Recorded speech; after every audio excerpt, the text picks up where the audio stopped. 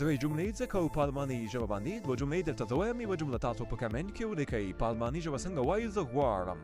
زه غواړم داسې وایو ich will. د مثال په توګه زه وایم زه پیسې غواړم. ich will Geld. زه پیسې غواړم. دا خو دا جمله چې زه غواړم. که وایي زه ضرورت لرم، ماته ضرورت ده، یا زه ضرورت لرم، په الماني ژبه داسې وایو ich brauche. ich brauche. زه ضرورت لرم. که په الماني ژبه وایو زه باید دا ترلاسه کړم. زه باید دا ترلاسه کړم. دا جمله په الماني ژبه څنګه وایو؟ تاسو کولی شئ په کمنټ کې ولیکئ. ګورئ چې څوک یې صحیح لیکي.